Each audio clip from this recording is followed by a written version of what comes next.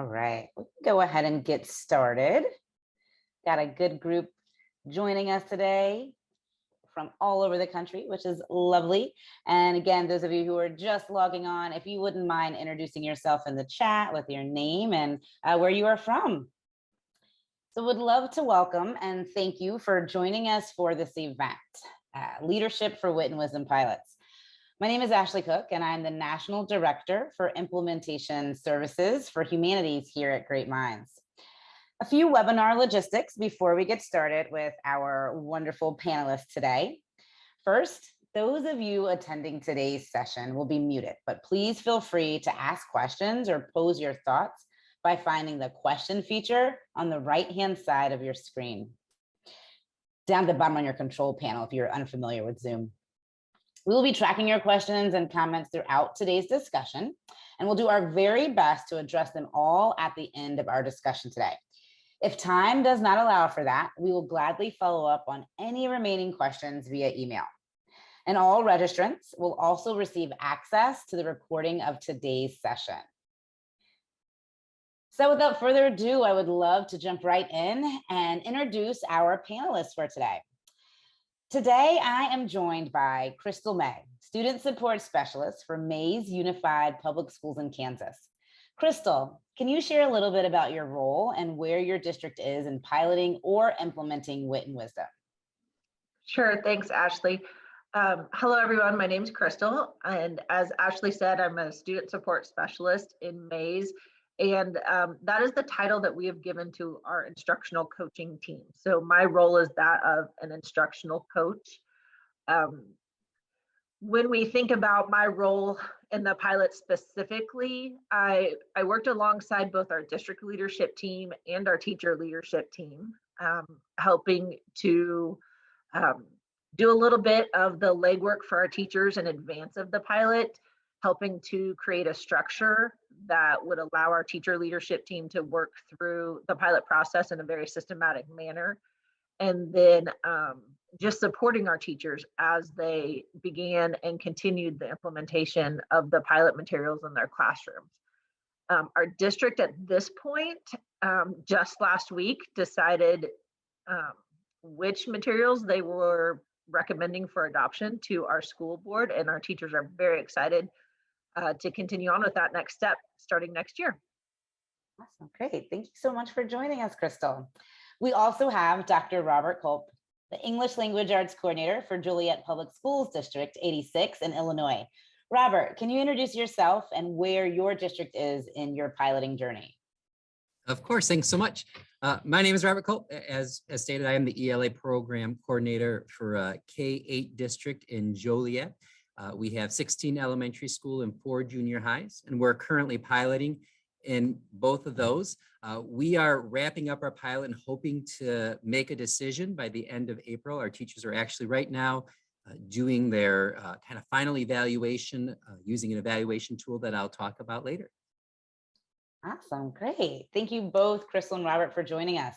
Now I'd like to welcome every one of you here in our audience again. I'm really excited to moderate this conversation and find out about your unique perspectives on pilots, as well as find out what it is our audience is seeking. So before we get to our conversation, we're going to do a quick poll. We'd like to find out more about where all of you are in your readiness or your interest as it relates to the pilot process. So a poll should have just popped up on your screen. And we're going to ask you to take a few seconds to indicate which of the following choices best describes your level of readiness to pilot.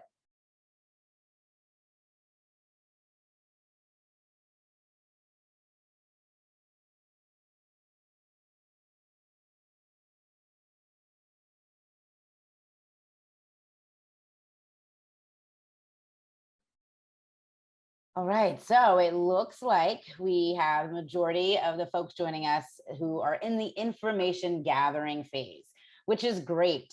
If you are here to just gather information about the pilot process, how to conduct an effective pilot process, especially as it pertains to piloting Wit and Wisdom, I think we have some great expertise with Robert and Crystal that will be able to share. And we have another pretty large group of you who are in the planning stages. So Robert and Crystal, anything that you'll be able to offer today to help those folks who are ready to plan and kind of start that launch to their pilot, I am sure that they would be happy to hear from some of your experiences and best practices there. And then we have another chunk of folks who are piloting now. So again, wherever you are in your current phase, either ready to launch pilot, information gathering, or currently piloting, we hope that you drop and share your thoughts as well as any questions so we can hear from the great experience that both Robert and Crystal have had. All right, so let's jump right in to hearing a little bit about your expertise, Crystal and Robert. And let's first discuss why you all in your respective school districts decided to pilot Wit and Wisdom. How did you make a decision to pilot this curriculum? Robert, can you kick us off? Of course, yeah. So our previous curriculum was one that we wrote as coaches. We have a team of 10 instructional coaches, and we kind of wrote our curriculum about 5 to 6 years ago. We've always been on the lookout for what's going to take us to that next level. And so we knew that our teachers were ready for that next level. We had a curriculum designed very much surrounding balanced literacy. And we knew what the research was kind of saying, that we needed to kind of shift more towards a science of reading approach and making sure that we were bringing authentic text to our students from a wide, diverse group of authors with diverse representation. So when we first made that decision to pilot, we started looking at, well, what's out there right now? And so we started with Ed Reports to look at what was Ed Reports as rating a high quality curriculum. And so going through that, we kind of looked through and we picked our top 5, the team who was first working on it. We contacted those companies to ask to send us some materials, to review it, to meet with us, and to share about their programs. From there, we narrowed it down to our top 2 favorite. And then we presented to a team, to a committee, to choose one pilot to utilize during this school year. So while doing this whole process, we also, as a team, were deciding, once we are piloting, how are we going to evaluate the pilot? What are we looking for in a pilot? What do we want to make sure is taking us to that next level? So we designed an evaluation rubric to utilize during this process as well. So that way we had our end goal in mind. Thank you. Crystal, what about you all at Mays? How did you all make a decision to pilot this curriculum? Well, it sounds like some of the things that Robert did in his district are very similar to what we did as well. In the state of Kansas, our State Board of Education has a structured literacy mandate that has been put in place recently. And so going forward, adopted materials need to include these structured literacy components. So that was one of the kind of big ticket items we were looking for when we decided on a curriculum. But much like Robert, we started with those third-party reviews. We went to Ed Reports, Louisiana, a couple of examples of some of our third-party reviews that we checked into. And we were really looking for those highly rated materials. Again, those structured literacy components, we wanted to make sure that the curriculum would address those. So those were the first 2 things we looked at. And then we narrowed the list even further by looking at the dates of publication. And so we wanted to make sure that the materials that we were going to put in front of our teachers were recent enough that they would include the science of reading. But we also wanted to make sure that we would have availability of materials going forward, because when we adopt our curriculum, it's typically on about a 6-year cycle. And so we wanted to make sure that we would have availability of materials for that entire 6 years that we were using the materials. From there, we got samples from the vendors and we brought them to our teachers. And so we got our, what we call our ELA cadre, a team of teacher leaders from the district together, and put the samples in front of them. And from there, they really chose what it was that they wanted to pilot. One of the big things that they were looking for in a curriculum, besides all of the things that I just mentioned, was they were kind of done with the basal and putting that in front of their students, and really wanted to use more trade books and novels to get their kids more engaged in the act of reading.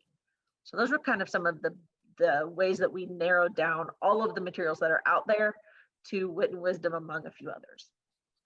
Robert and Crystal, as you all are both sharing about your pilot design process, it made me reflect on the process that the team that I led when I worked in Baltimore City engaged in. We did not do a pilot, but it was a very similar process to selecting materials.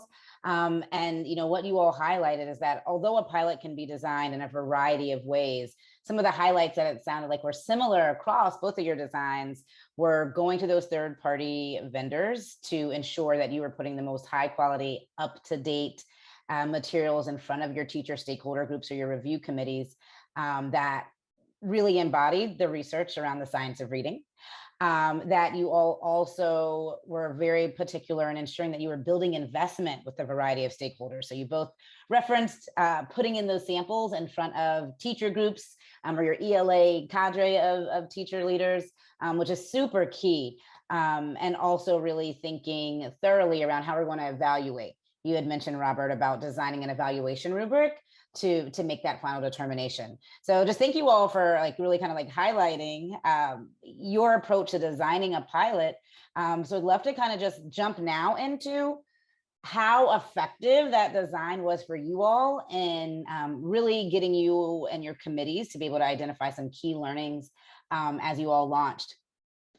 So in a previous webinar, we shared 3 questions that a district who is piloting might answer. Which curriculum should we adopt? What professional learning will our educators need to fully implement that curriculum? And then how can we build investment in teachers, leaders, and families? Crystal and Robert, can each of you share which question or questions you think your pilot answers and how you designed your pilot to inform that question? Robert, we'll start with you again. All right, so I can hit on each of these. I know, kind of like Crystal said, one of the things that was important is that we weren't utilizing a basal approach. And when we were looking for our curriculum, we wanted something that allowed teachers to be teachers, to do what they went to school for, and to bring themselves into their classroom. We know everyone has some different teaching approaches. So we wanted a curriculum that was structured, but not overly scripted. And that was one of our big draws to Wit and Wisdom. So as we were pilot, we noticed that, with Wit and Wisdom, there were some things that okay, these are things that are must, and there are things that are maybe bonuses or could do's. And so when we utilized it this year, we kind of left it a very open approach during the pilot. There was no pacing that was specific. It was let's see, let's experience it, let's let it breathe, let's see what you do with it. And during our trainings in the beginning, which I've got to say, Great Minds is just phenomenal at providing trainings along the way for support. We grew what we called our guidebook for teachers to give them some of that structure that we need, highlighting that we would be annotating lesson plans and not rewriting lesson plans, highlighting what some suggested pacing was based on our approaches. And that book has grown throughout this year. I know if we adopt, we're taking the feedback to have a more constructed path with more guidelines based on what worked for our teachers in our district and those areas that we need to improve upon. So we're very excited about that. And I know I referenced the guidebook. I can share my screen with you for a moment. So this was our initial book. And this, if we adopt, is something that our teachers are actually, from the pilot, going to work with our instructional coaches to develop even more in depth. So you can see in here, we just kind of started with things that you needed to know about Wit and Wisdom, some of the key terminology, how we were going to evaluate it, what our first 3 weeks would look like utilizing module 0, how they would be doing lesson plans. Our teachers got a little nervous because it was a shift from what they were normally doing. And they're like, can we get that in writing? So if our admin asks us, we can say, no, this is what we're shifting towards. So you can kind of see that developed from there. Our evaluation rubric, it's a meaty rubric. It's very lengthy, but we took what our beliefs were in education and in our literacy programs, and then we kind of brought it together. And you can actually see a lot of this in the ed reports rubric. So if you go to Ed Reports and you use their review tools, you can find rubrics that they've already designed. So we kind of based ours off of what they used and what we felt was important for us as a district. We made sure all the research was in there. So if anybody wanted to be a dork like me and go down the research rabbit hole, they could. So you can see that there's things linked here all the way down to when we're evaluating in these specific areas, we defined the different terms, and then we had each indicator that they would be assessing. We turned this into a Google form to make it nice and easy for our teachers to utilize and for us to kind of analyze and debrief. So, and then along the way, it was really important to us that we kept communication. So we kind of had monthly debriefs with our teachers to share the different things, like some pictures from classrooms, what was working, upcoming trainings you can see, suggestions on pacing, because in the beginning, some people were moving at a faster pace, some were in slower. So we wanted to share what was working for teachers. And you can see that in here as well, all the way down to like pictures on classroom setup and so forth. So we're very excited. We put a lot of upfront work into thinking about what our teachers would need. And then along the way, we continue to kind of develop and support our teachers throughout the process. Robert, thank you so much. That is so impressive and very comprehensive and forward thinking of you all, and really ensuring that you have those professional learning resources, not only to help support your piling teachers, but in the event that you all end up adopting Wit and Wisdom, I could see those resources really supporting your professional learning trajectory at Joliet. So thank you so much for sharing that. Crystal, what about you? How did you all approach this in Maze?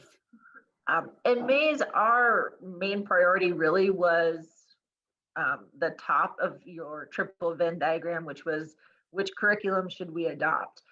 Because we knew that whatever curriculum we chose, professional learning was going to be a must. And we were going to have to support our teachers fully through not only that first year of implementation, but even our second and into our third.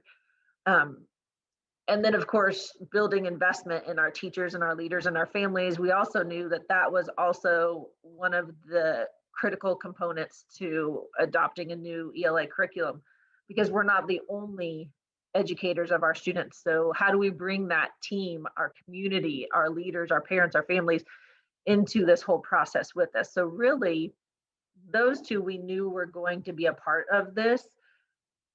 So we really focused on which curriculum is it that we should adopt. So in that process, some of the things that we were keeping in mind is we wanted to do what was right for our students educationally, but we also were hoping to decrease the workload on our teachers at the same time. So how do we get them something that is rigorous and viable that they can bring into their classrooms, that decreases their need to go out and supplement or write their own plans or find this resource? We wanted them to be able to have a great resource in their hands that would allow them just to go into the classroom and do what they needed to do. Part of that was the process of using data when it came to making our final determination. So after our teachers had piloted for most of this entire school year, how were we going to come to that final decision of this is what meets the needs of our students, this is what our families and our district leaders can support. And we wanted to make sure that we weren't just doing that off of our gut. So we created a pre-K through 12, so all levels of the district, vision document. So we got all of those people together in one room, pre-K teachers all the way through 12th grade teachers, and basically said to them, what is it that you think our students in Maze deserve on their ELA journey from when they enter our district until they leave our district? And our teachers came up with some fantastic themes that they felt like hit the important parts of an ELA instructional journey. And then once we came up with our themes, we created, okay, so if we say that structured academic discussion is important for all of our students, no matter the level, what does that look like for our teachers? And what does that look like for our students? And then we took that same document and we used that when it came to evaluating the curriculum that we were going to recommend for adoption to our board. And so in the end, we separated our teacher moves and our student moves, and we gave them a rating. So they had to say on a scale of 1, 2, or 3, how does this particular curriculum meet this teacher move or this student move? But they also had to support it with evidence. So looking at student work, looking at data, looking at the teacher manuals, looking at the materials we were putting in students' hands. What's the evidence that supports your 1, 2, or 3? And that document, I can share my screen quickly with you and show you what that document looks like. We're very proud of it because it was created not by district leadership, but by our teacher team. And to get a group together from the pre-K level all the way through to the 12th grade level, we are really very proud of that in Mays. So as you can see, we have in this kind of yellow way over here on your left, those are the themes that our teachers came up with. And then the 2 columns to the right of that, what does this look like for our student? What does this look like for our teachers? And like I said, that was the document that we then turned into our rubric to determine what curriculum we were going to eventually adopt. But also, speaking about getting the buy-in from those outside of our 4 walls in the classroom. So we spent a lot of time intentionally reaching out to our parents. We sent them a parent survey towards the end of the first semester, asking them how satisfied they were with their students' ELA instruction last year. How satisfied are you this year? How excited is your student about their English language arts class? Do you notice an increase in their desire to read at home? What have you noticed about your students' writing ability? And then we asked them if they would like to be a part of a parent focus group. And so those focus groups for the parents who volunteered to be a part of that met towards the end of February during our parent teacher conference day. We had 2 different meetings for our parent focus groups and just invited them in, had a discussion with them, asked them for feedback, went a little more in depth on our survey questions that we sent to them.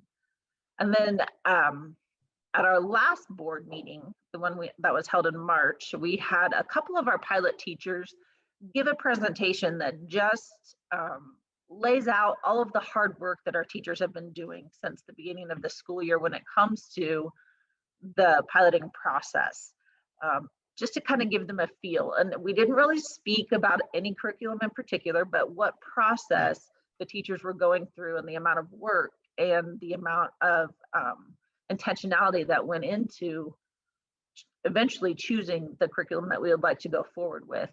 And we also had a few of our board members visiting classrooms, so they got to see some of these pilot programs in action. Both of you just shared some really comprehensive strategies to your pilot design. And in the previous webinar where we shared those 3 questions, we also talk a lot about collecting evidence for that evaluation. And Crystal, you mentioned that. But also really getting in all of those stakeholders, even outside of teachers and school leaders, but really thinking about how are we involving families and caregivers? How are we involving board members? I love this idea of having the board members and outside folks coming in to be able to see instruction happening throughout the pilot. So thank you both for sharing those aspects of your design. So before we move on to the next section, there are a lot of your colleagues around the country that are on the Zoom call that want to know 2 things from each of you. One, how long have your respective pilots been? And then how many curricula did you pilot during your pilot journey? So Crystal, do you want to start? And then Robert, we'll hear from you.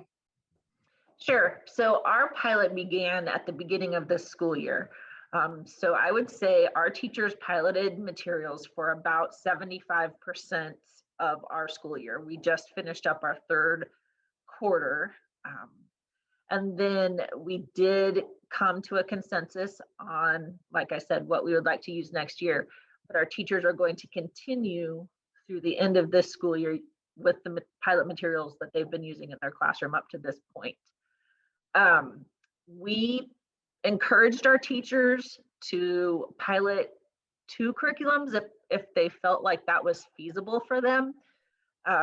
Because what we found was if you only pilot one, you tend to love that one. Exactly. And we wanted to give our teachers exposure to both so that they could make some informed decisions about why they love one versus the other and what evidence do we have to support one versus the other. So we really encourage them to pilot more than one program in their classroom. We narrowed it down at each level to about 2 different programs that we ended up piloting. All right, awesome. Thank you. Robert, what about you all, Juliet? Yeah, we've been piloting this whole year. So we started in August. We'll hopefully make a decision mid-April, mid to end of April, because teachers always want to know and start preparing for next year. So we'll be coming to a decision soon. And what was the second part of the question? How many curricula? How many did you? How many curricula? Right. We ended up just going with 1. We narrowed it down to 2. And the reason we didn't do 2 is in the past we've done 2, and then you have the, well, I wanted this one. I don't know why we're doing that one, like sort of mentality. So and when we were looking at curriculum, there was one that kind of kept being the better of everything else, which obviously is this one, which is why we're piloting it. So we chose to just kind of do 1, knowing that if it wasn't working, we're okay with stopping a pilot mid-year. But we are going through the whole year with it, and we are just doing 1. I love that both of you had the time luxury to be able to have, up to a full year, or, 75% of the year. Our recommendation for those of you who are out there, if you do decide, or as you're planning to pilot Wit and Wisdom, obviously a year would be ideal and great, but our minimum recommendation is at least piloting our module 0 and our module 1. Regardless of the point of the year you are in. And for more information around some of those recommendations, I encourage you to check out our Piloting Wit and Wisdom overview webinar that will be available on our greatminds.org website rather soon. It was the webinar that we did previous to this. Also, before we move on, I want to highlight, some of you asked in the chat, Crystal and Robert had amazing resources that they just walked us through, and they have volunteered to share some of those resources, but they will not be sharing them today. So please listen out and look out for an email from our team in the upcoming days so we can communicate how some of those resources might be available for you in your networking with Robert and Crystal. And then last, just kind of reminder, these questions that you all have coming in the chat are amazing. Please, please, please, ensure that you're dropping them in the Q&A feature down at the bottom of your control panel so that they don't get lost in the larger chat, so that we can ensure we have time for Crystal and Robert to address them. So keep those questions coming, and just try to drop them in the Q&A feature at the bottom of your control panel. All right, so Robert and Crystal have just shared with us some beautiful, beautiful examples and experiences of how they went about designing their pilot. And so now what I know I am really interested in hearing, and I'm sure our colleagues are to hear some of the challenges, but really excited to hear some of the successes that you all have found as you have been on your pilot journey. We know that implementing Wit and Wisdom takes time, and we know that when pilots take place, there are often a lot of questions about the curriculum. And sometimes those questions might present some challenges, some of which aren't anticipated. Can you each share a challenge that educators faced in your district and how you worked through that challenge throughout your pilot?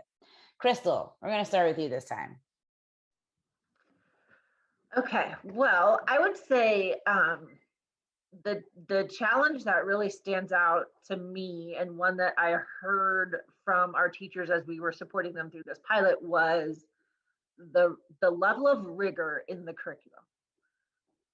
We wanted a level of rigor that was going to be high for our students. We knew it was going to be a challenge. We were not unprepared for that. I'd love to drop 15 pounds, but that's going to be a challenge. And if I want that to happen, I've got to do the work, right? And so our teachers kind of had that same mindset. We want to up our rigor game. We just have to live through it. We have to live through the hard to get to the good. And so what we did was we made sure that once a quarter, our teachers had opportunities for maybe some more pinpointed support. We were meeting with teachers as a cohort group once a quarter where they could just talk to other teachers in the district who are also piloting. So we brought them together. We shared some of our challenges. We shared some problem solving strategies. We also have our implementation specialist from Wit and Wisdom, Meg, who was phenomenal. And so she was always checking in with us. We did do a full launch day with her before we began the pilot. But then once our teachers were kind of into it for a little bit and they had lived the pilot and kind of knew what they didn't know but needed to know and could ask more pointed questions of her, we brought her back for a half day. And so we got another session probably about halfway through the pilot with her to help support our teachers as well, and especially around how do we address this idea of this high rigor that our students are living through. And our teachers, probably that first time we met with them, they were very honest with us and said, oh my gosh, this is hard. Can I go on?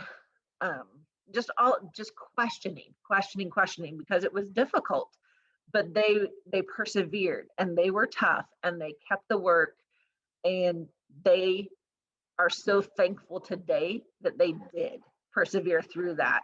And we have kind of lived this before because we also are a Eureka Math district. And when we first adopted that curriculum, we lived the rigors amped up, and it was a struggle. But now we're 3 or 4 years in, and we're seeing the fruits of our labor. And so they had that in the back of their mind, and knew that this was going to be kind of similar to that. So the digging deep and the finding the perseverance, it was easy to come by because we've done it before as a district. And they knew if we just stuck with it, it was all going to come out okay. And that's exactly what happened. So it definitely sounds like, Crystal, your teachers experience and engage in some productive struggle, which is a key kind of tenet that we hold very valuable here at Great Minds, specifically with Wit and Wisdom. And it's always just so fascinating to see educators engage in that productive struggle that we know our curriculum has for students. So thank you so much for kind of naming that challenge around the rigor of the curriculum, being an unanticipated challenge, but it sounds like you and your team really supported your teachers through working through that challenge. Robert, what about you all at Joliet? What are some of the challenges you all have encountered? Yeah, I think Crystal hit on it. Like that was definitely something we encountered as well. It was important to us for planning time to give them cross-district planning time in their grade level. I know somebody had asked about like what grades. We have K through 6 piloting this, and we have at least 13 to 25 teachers at every single grade level piloting. So it's a pretty big pilot. We have over 110 teachers piloting. So it was definitely important to us to give them the time to plan, because we know that anything new takes time. It's the first year we're learning it all in a new way. So we have to make sure we built in time. So we gave them like twice a month after school paid meeting times led by our coaches, where they would just sit and plan, do some module studies, some lesson studies, and so forth. But I think that our biggest hurdle has been the mindset shifts that kind of need to occur, especially when balanced literacy has been kind of the forefront of what we've been doing. So we've been a lot, the coaches and myself have spent about the last 2 years researching all of this stuff and like, what is the next step for us? And so we know what it is. We've done the research.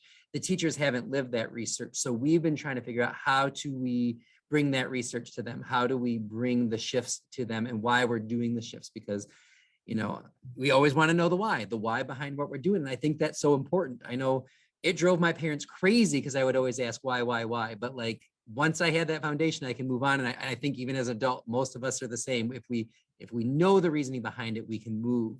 So as we've thought about the whys behind what we're doing it, and then the teachers' questions that they don't fully stand because of some of the shifts, we've developed our PD around that to kind of help them understand that. We're looking at, well, what practices do we hold on to during the shift? What practices do we need to let go of? And what practices do we need to ease out of? It's important, for me, especially, that we don't just shift the pendulum all the way over, like sometimes we have the habit of doing. It's what's working in our district, what's not, and then how do we bring the pendulum maybe towards the middle, slightly over more towards the science of reading.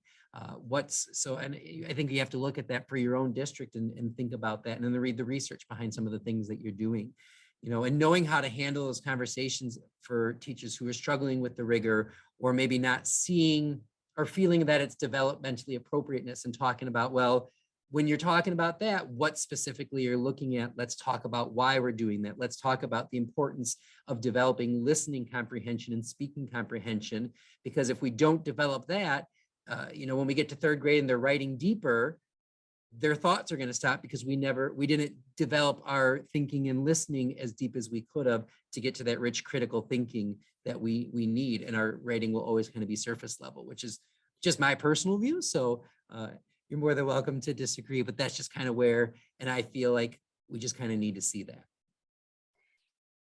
And both of you have kind of spoken to this. Engaging in a pilot gives you that opportunity, affords you that space for the foundation laying around the why behind the shift to new curriculum, but also just gives educators that time and space to really kind of grapple and ask all of those questions so that they are prepared for whatever new curriculum is going to land on their lap. So thank you all for sharing and being vulnerable and transparent around sharing some of those challenges. And so we've discussed some of the challenges that you've encountered piloting Wit and Wisdom. Let's name some of the successes.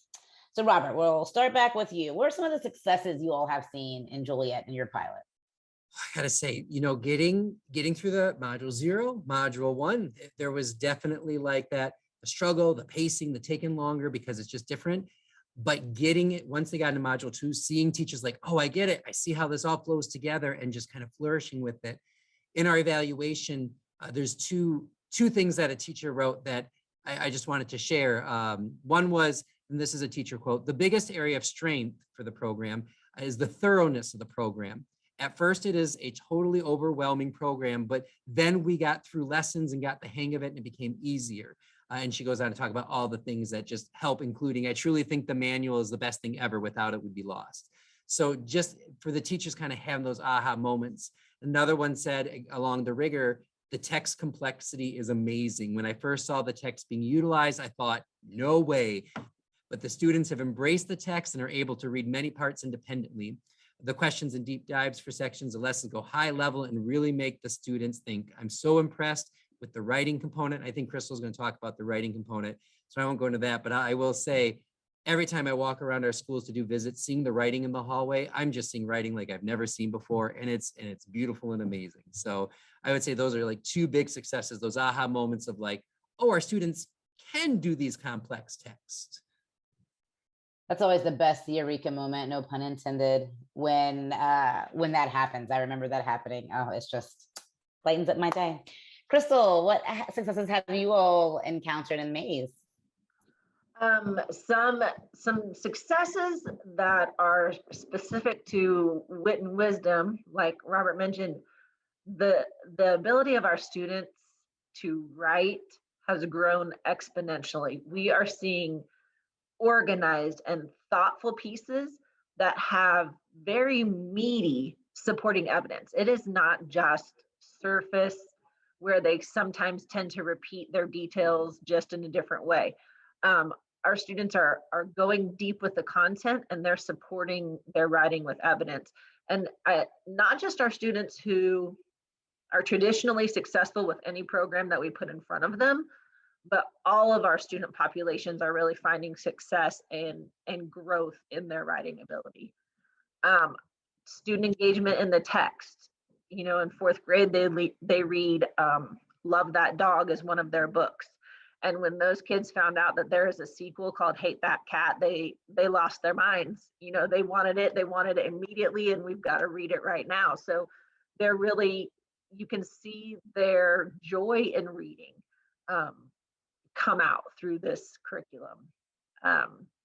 Our teachers love the variety of text, including the exposure that our students have to artwork.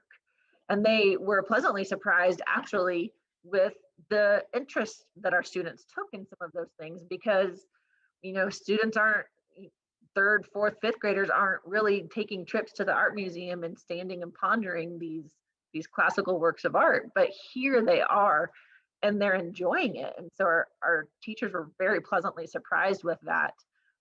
Fourth graders reading some Ray Bradbury all summer in a day. Our teachers can't even believe it. That the books that are written in poetry at all levels, more than one grade level of teachers came to me saying, "Are you kidding me? This is in poetry. You think my kids are going to like this?" And every teacher that said that to me had to come back and eat their words, and they were happy to. They were happy to come back and eat their words. And they said, even I liked the book, and I really didn't think I was going to.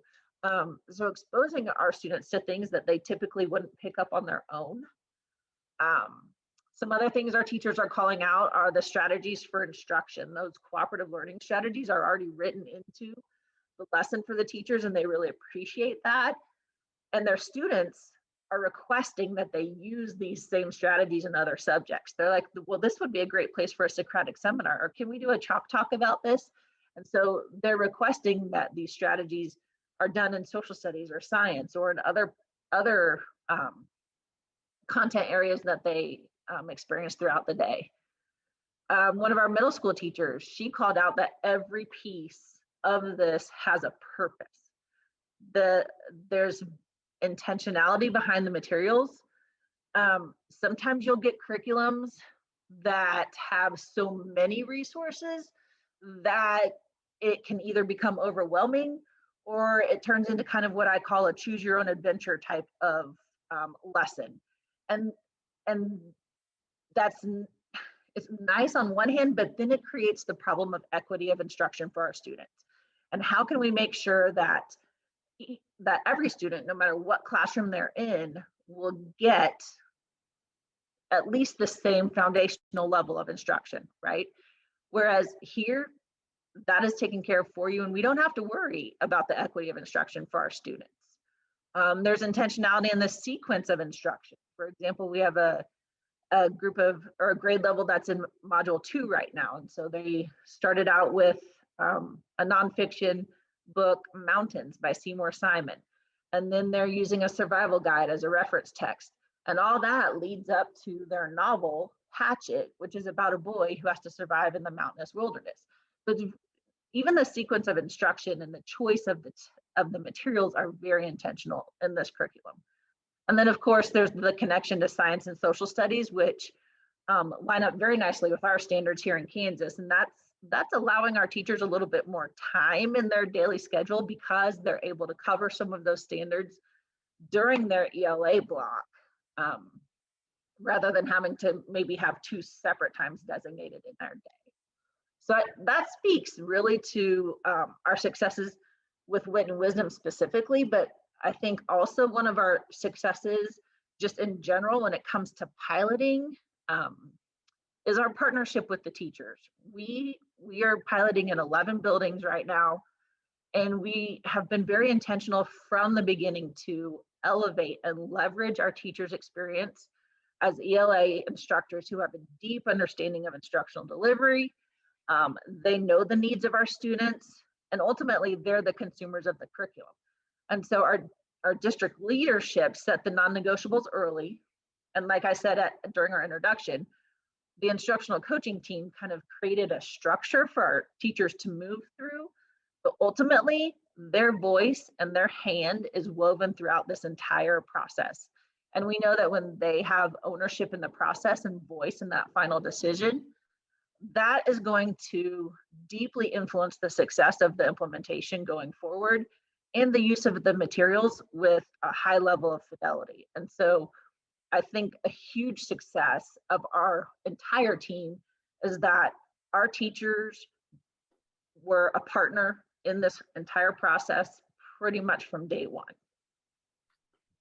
Wow, Crystal and Robert, that was an exhaustive list of really compelling and exciting successes. I appreciate that so much.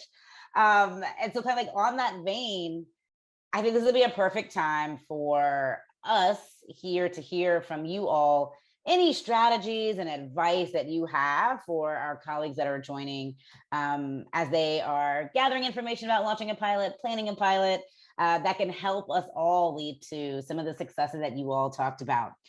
And more specifically, let's talk about some of the good ideas that have come out of your pilots. So first, let's start with families and caregivers. They are a critical group to invest in the adoption process. What have you done to help invest families and caregivers in your pilot experiences so far? Crystal, you want to kick us off? Yeah. So beyond what I've already mentioned with the surveys, the parent surveys and the parent focus groups, we're also getting ready to host a couple family nights where we're going to open up our building.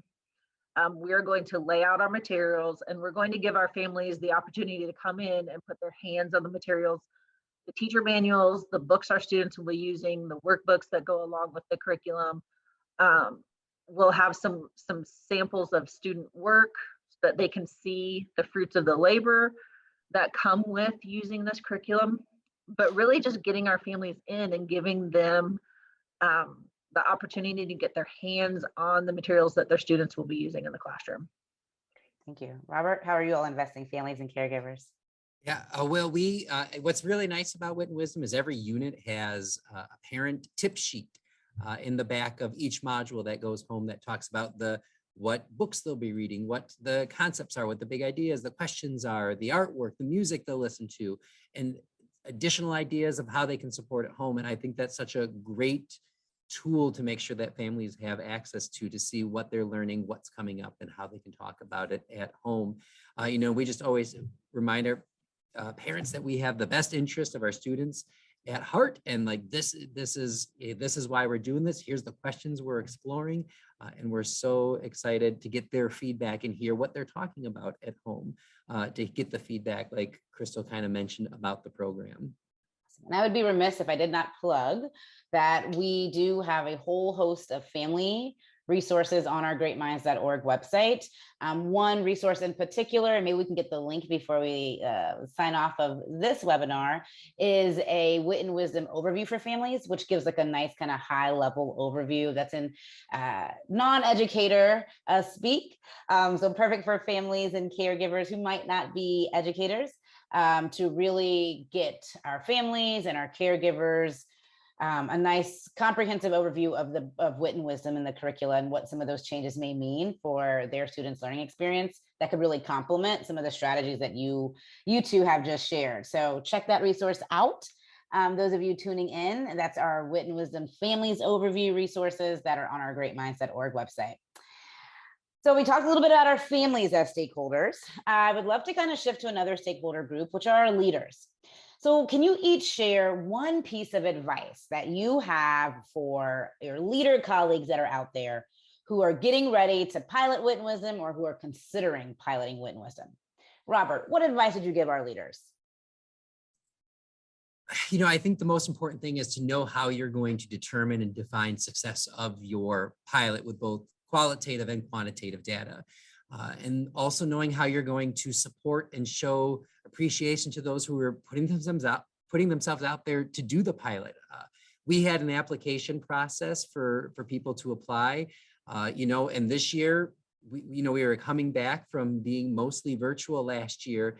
And so like those teachers who put themselves out there, we're grateful for all of our teachers, don't get me wrong, but like, to take this like new journey and to go with us, we're constantly trying to make sure we show them appreciation and show them that we're thankful. So I think it's knowing what your end goal is, how you're going to do that, and how you're going to support them along the way, knowing that it is a journey. We're entering into that learning pit, and there's going to be a time where we have to figure out how to help them climb out of it, to use James Nottingham's reference to the learning pit. So. Awesome. Crystal, what about you? What advice would you give our leaders? Well, I know you said one, but I kind of thought of two. So go for it. I'll make it fast though. So my first bit of advice is to make sure that you have some systems of support at regular intervals built into this piloting timeline for your teachers. And I think it's important to have a balance of support that comes from the company of the materials that you're piloting, because they have a level of expertise with that. But I also think you need to balance that with, let's just have teachers meet and sit with teachers and talk to one another as professionals who are living the same thing, as almost kind of their own little support group. So balancing that support from kind of both ends, but making sure it's there. And then my second bit of advice is to make sure that you've got a clear vision and a timeline and an action plan that you have articulated to your teachers early and articulate it with them often. So our approach in Mays was much like the lesson planning process, where we started with the end in mind and we kind of worked our way back from there, making sure that we included things like regular check-ins with our teachers and with the curriculum companies. What are our ordering deadlines? What are some professional learning dates? What about site visits to other schools who are using the same things that we are entertaining? Pilot teacher presentations to the masses, so sharing their knowledge of the curriculum that they're using in their classroom. When will we have our consensus building meetings so that we can all come to a consensus together and feel good going forward? And I'll share my screen real quickly and show you a little graphic that kind of goes through our timeline that we just shared with our Board of Education in March. Pull up share my screen.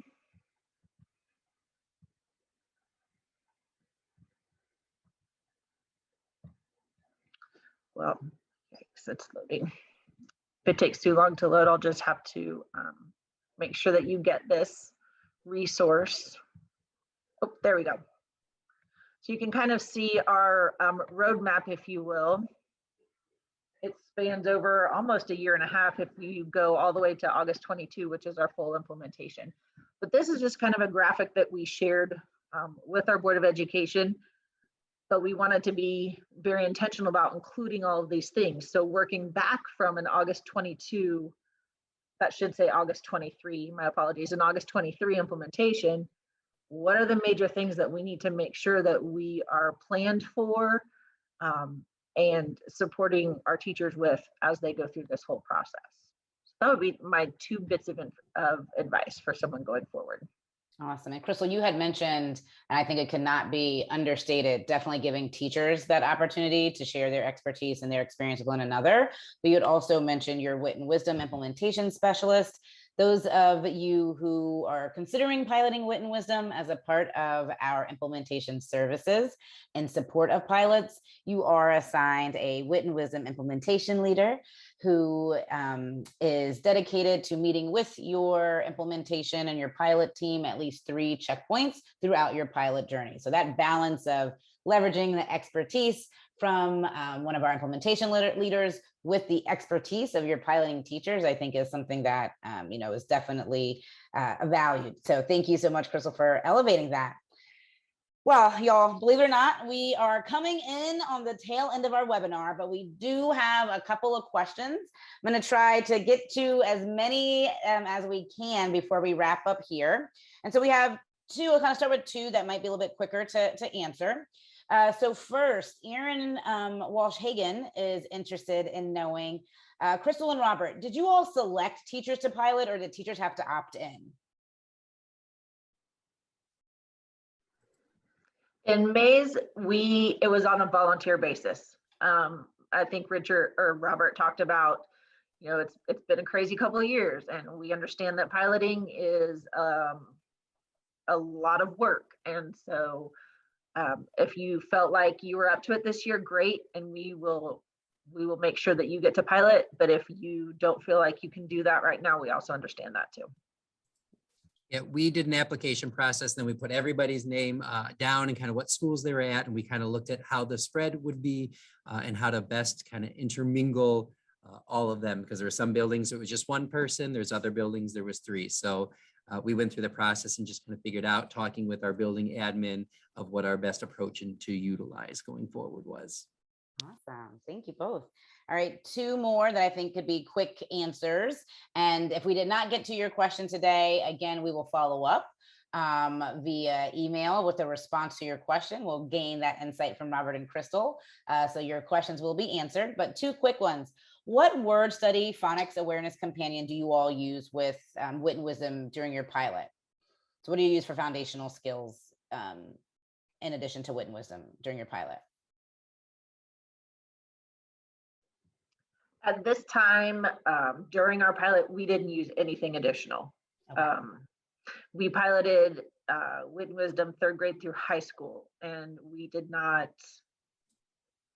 use any additional materials during the pilot. We are in the process of deciding if we're going to need to pull some word study or phonemic awareness materials in next year when we begin the actual implementation process. Okay, so you all did intermediate grades where there isn't a, okay, all right. Robert, what about you all?